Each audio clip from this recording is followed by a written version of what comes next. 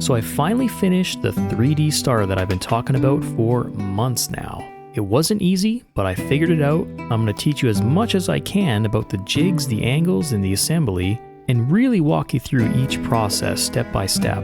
Hopefully, by the end of it, you'll be able to make one yourself. So let's start with a quick montage of pretty much the entire build process. I think giving you a visual up front will help make the entire process make a little bit more sense.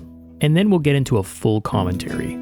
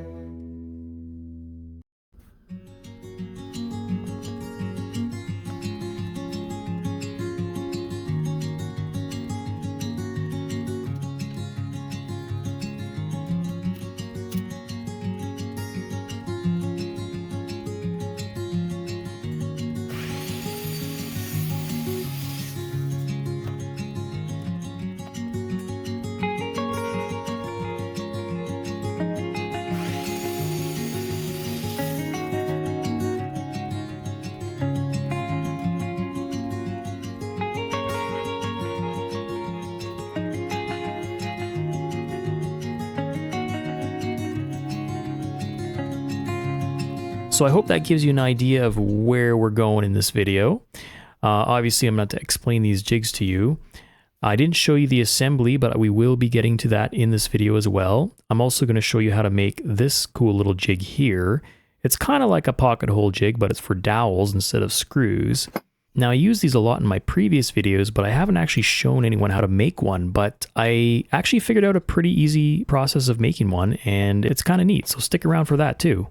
Alright guys, so this is where the magic happens. This cut right here, it's a combination of a miter and a bevel, which is called a compound cut, and without this, we wouldn't have a 3D star. So this is definitely what made this project happen. Now, of course, in order to make this, you need something called a steep angle jig. So basically this is just a jig that allows me to cut really steep angles on my miter saw, something a miter saw wasn't originally intended to do. Now, I don't have a complete how-to here, but I will try my best to explain what I've done here. If you do need more information, search for steep angle jig on YouTube, and you should come up with some pretty good videos. I will admit mine looks a little bit more complicated than your typical steep angle jig, but that's because I've designed this to be able to make many different types of stars in the future. So not only can I use this as a general purpose steep angle jig, I can use it for 3D stars, I can use it for 2D stars, and I'm not limited to 5-point stars. I can actually make 8-point stars, like a compass star, for example. I can also make 2-tone stars, and you've probably noticed I've got a left and a right here, so I'm actually able to make left cuts and right cuts, and that's going to come in very handy for another project idea I have in the future.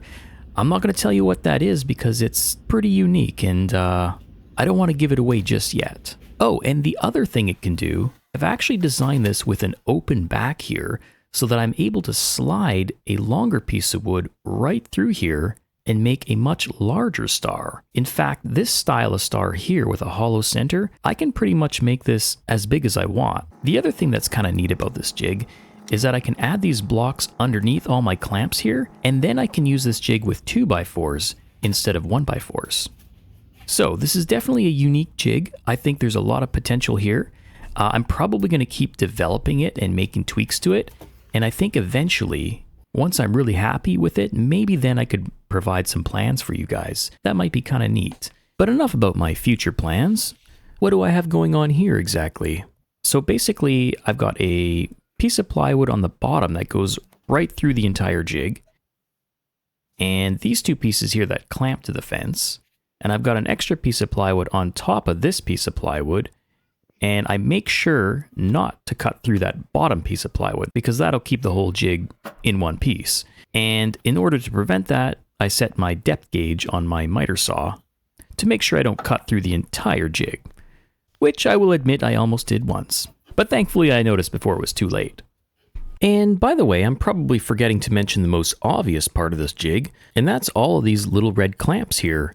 These things are called toggle clamps, and they have been a great addition to my shop. They come in very handy for all sorts of jigs, and lately I've been buying them off of Amazon. I can usually find a package of 6 for about $20 Canadian. I'll leave the part number on the screen for you, and all you have to do is go to Amazon, search for toggle clamps, and look for that number. So originally I had set my angle on this jig for 18 degrees, which works out really well for 2D stars, but as I learned through trial and error, 18 degrees doesn't work as a starting point for 3D stars. Three-dimensional shapes require a different approach, which I'll have to get into obviously. Now if you're going to make a jig similar to this, a quick and easy way to figure out how to set the angles on your jig is to basically take a scrap piece of 1x4, cut 18 degrees in the end, place the end against your fence like this, and that's how you know where 18 degrees is for your jig, and then you just screw this piece down to the platform.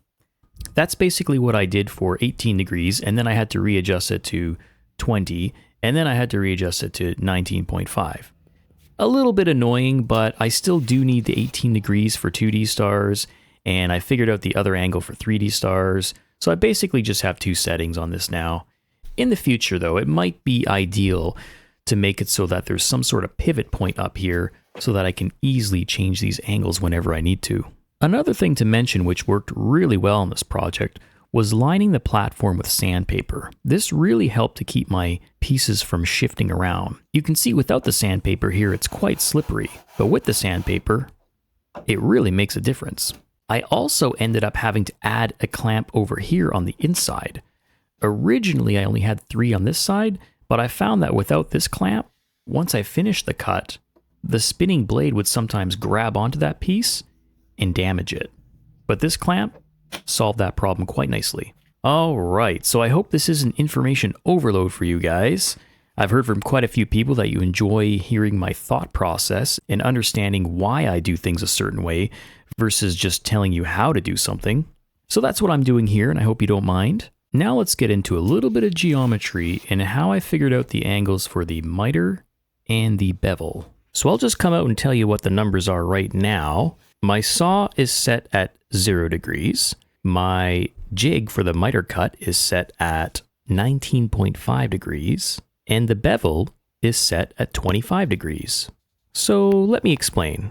We kind of talked a little bit about that 18 degree miter not working out, and I'll try my best to kind of exemplify why that is. So basically, if you take a triangle and you fold it or add a, I guess, third dimension to it, the point of that triangle actually becomes steeper. And I didn't realize this at first. So if I'm starting with a 2D triangle at 36 degrees and I put a 25 degree bevel into it, or a 25 degree slope on either side, then the angle of the point that I would get for the star would be 32 degrees, which is way off the 36 that it should be. So once I realized that, I had to figure out what my starting triangle should be in order for me to end up with 36 degrees. Of course, mathematically or geometrically, I just couldn't figure it out. I don't know what type of trigonometry or geometry formula I need to learn to be able to figure this out, but if someone could point me in the right direction, I'd be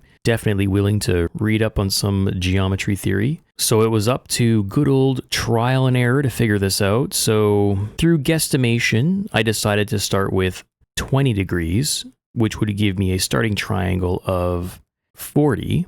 And when I put that 25 degree bevel into it, I ended up with a point of 37 degrees, which was actually pretty close, but I wanted to be even closer to 36. So I changed my miter angle again to 19.5, and so the starting triangle was 39 degrees, 25 degree bevel, I ended up with 35.5, which I felt was going to be the closest I was going to get without actually knowing how to do the math. So I decided to keep it at that because to the naked eye, it still looks like a geometrically correct star. So anyhow, that's the story about the 19.5. So the reason that I chose 25 degrees for the bevel was basically through trial and error, and the way that I discovered this kind of system for making 3D stars was kind of by fluke. I was actually trying to design a system for a 2D star, a two-toned 2D star, and I had put a sharp 18-degree angle cut into a 1x2, and then I flipped the two pieces over, put them together, and I thought, okay, cool, if I use two different colored pieces of wood, I get a two-tone star that way. But then I just tilted these two pieces over like this, and I thought, well, hang on, this kind of looks like it could work for a 3D star. I wonder what would happen if I put a bevel in here while cutting the 18 degrees.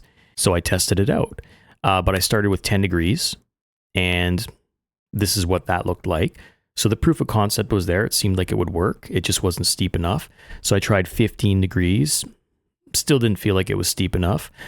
So then I tried 25 degrees, and I was pretty happy with that slope. Not realizing the 18-degree miter wouldn't work, but of course we fixed that. So once I had everything dialed in, it was finally time to make the cut. I'm using a 1x4. This is 3.5 inches wide by 11.5 long. My miter jig is set for 19.5 and the bevel at 25. I've double checked and triple checked every single clamp. I've set my depth gauge, and when making the cut, I'm making sure to keep my left hand away from the blade. I have a natural tendency to want to hold on to the piece of wood that I'm cutting, but I'm going to avoid that here, because if the toggle clamps were to fail and my hand was holding on to that piece of wood, it would naturally want to get sucked in towards the blade and the back of the saw, which I don't want to have happen. Now, those toggle clamps have pretty strong holding power, so I'm comfortable that they will do their job, so there's no reason for me to have my hand anywhere near this area while the blade is spinning. And once you're finished that cut, it is time for probably the most satisfying part of the project, flipping this piece over and getting that three-dimensional point. Very cool. And obviously you're going to need 5 points for your stars. So you're going to repeat that times 5. And you should end up with 10 pieces that look something like this. And now it's time to glue them together. So for this, I'm basically just using masking tape and wood glue. And I gotta say, I'm always kind of surprised with how well the masking tape works. You'd think that I would need some sort of funky clamping system, but I really don't for this purpose. So basically I just let this dry overnight, and then it was time to set up the second part of the jig to cut the angles for the inner part of the star. So this part of the jig is kind of interesting because I needed it to be adjustable. At first it wasn't adjustable, and then I quickly realized that I needed the ability to be able to adjust these angles very slightly in order to get my star to fit perfectly, which is something that I normally do on my saw when making 2D stars. If you've watched some of my other videos, you've probably heard me use the term micro adjustments to get your stars fitting perfectly. The other goal I had was to make my cuts repeatable, meaning I wanted it to be very easy to set up, and I didn't want to have to measure anything. So basically I wanted to create a system where I could just slide the piece in, make my cut on the left side, then slide it over here and make my cut on the right side. I wanted this sort of wedge system so I didn't have to measure anything and I didn't have to change anything on the jig. And this worked out surprisingly well. I've got these two pieces over here that rotate, and they can adjust to basically any angle that that point might be at. So let's say I do get exactly 36 degrees. Great. If it's only 35.5 or let's say 37 for whatever reason, it will still work. The other tricky thing was getting this jig centered perfectly on my saw once it was set up. But another awesome thing about this system is that I'm able to use shims if I'm slightly off center. In this case, I was just using little cardboard pieces, but I also made some shims out of wood as well, which actually came in handy when I had to recut the angles multiple times. And by multiple times, I mean 5 times. And every time I recut it, obviously the pieces were getting shorter, and I had to move them over. As long as my shims are the exact same size on either side, I should be getting a nice centered cut. Now, I'm not gonna lie, building this jig and lining everything up was probably the most time-consuming thing of this project. Not only did I have to figure it out, but actually dialing in the alignment. It took a while, but once it's done, it's done. Now, if you wanted to skip building this entire second part of the jig, there is another option for you.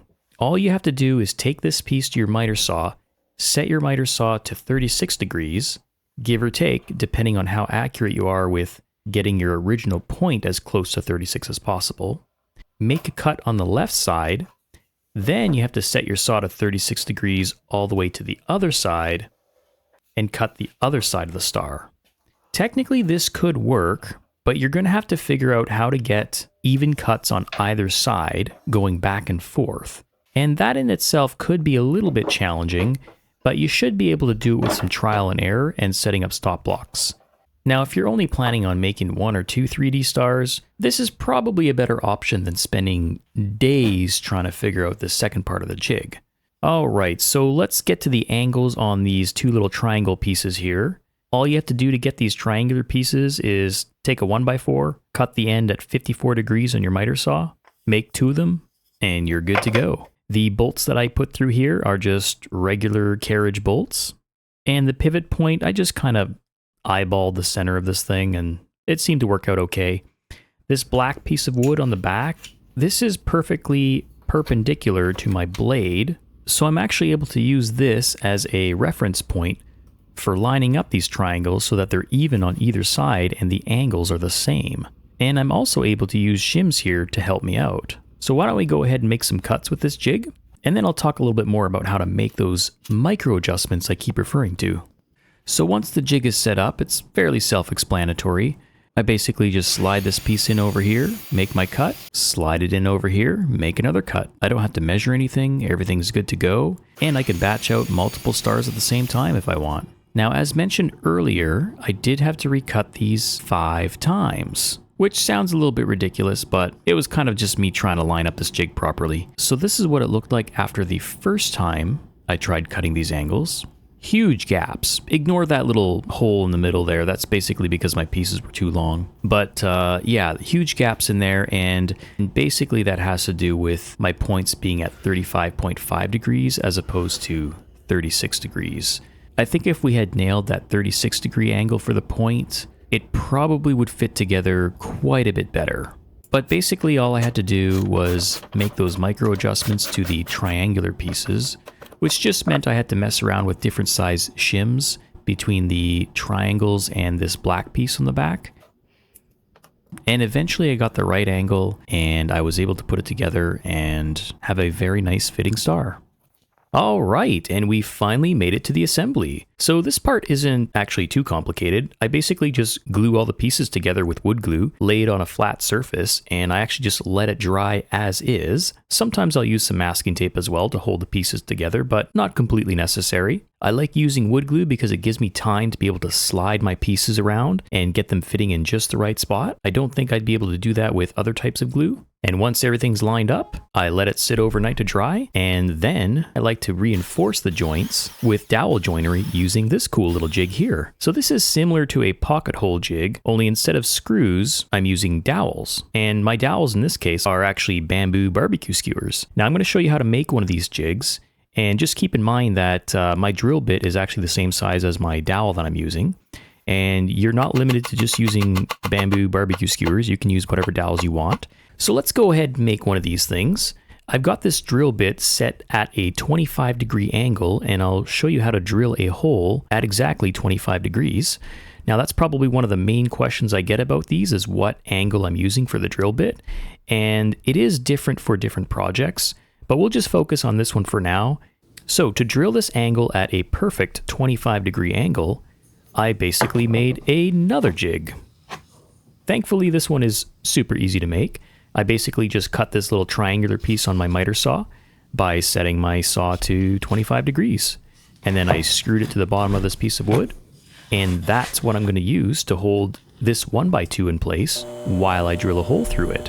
But before I attempt to drill that hole, I need a little flat spot on the corner here so that I can actually start drilling without the bit going all over the place. So for that, I just held my 1x2 against the jig and used a round file to file a little flat spot onto it. And this actually worked out pretty good. Then I took it to the drill press and used an appropriate sized drill bit. I clamped my jig to the drill press, and decided to just hold my 1x2 against the jig, and that seemed to work pretty good. Some of you might think that might be kind of dangerous, but I was comfortable doing it this way, and it worked out just fine. And there we go. Now we've got a hole at 25 degrees. Now all we have to do is line it up properly. But we need to figure out where to clamp this exactly. So I've got these 2 scrap pieces that I practice on. And this is a pretty important part because you wouldn't want to drill a hole right through your finished product, and you want it lined up properly. So basically I just kind of guessed where it should go for my first try. I marked a line over here. I drilled a hole. I also kind of guess how deep it needs to go as well. And so you can see on the first try here, when I open up the joint, you can tell that the dowel isn't centered in the joint. So basically this tells me that my clamp was clamped too far back. So I'm actually going to move it forward a little, about 1/8 of an inch, and try that. And this was the result of that. So a little bit closer to the center, but not quite there yet. So I did it one more time, another 1/8 of an inch, and we got it pretty much in the center here. So that took a few minutes to sort out. Now that I've got that all lined up, all I have to do in the future is just line up this line with the corner of this part of the star, and that's where I clamp it down and drill my hole. Easy peasy. I'm also going to adjust the depth of my drill bit so that the dowel is going into the other piece about 3/4 of an inch. So I worked my way around the star, drilling these holes out. Once that was done, I cut my dowels to size, filled the holes up with glue, and then lightly tapped them into place. Once that was done, I just used my pull saw to trim them down, and then I sanded them down nice and smooth. Not bad. And that is how you make a 3D star. So that was very difficult, very time consuming, but I'm hoping I did all the hard stuff for you guys just by figuring out the jigs and whatnot. Hopefully you'll make one yourselves. If not, that's okay. Sometimes it's kind of nice just to see some new concepts, and maybe it'll spark some ideas for other projects you may have. So if you haven't already, hit that like button, hit that subscribe, and stay tuned for more. I'm hoping to make more projects with these jigs, and I gotta admit, I'm actually kind of hooked on jigs now. I used to avoid making them all the time because they took so long, but they really do help you to create things that you wouldn't otherwise be able to create. So I'm definitely going to keep planning, keep designing, keep creating, and hopefully you guys will come along for the ride. All right, thanks for watching, guys, and we'll see you next time.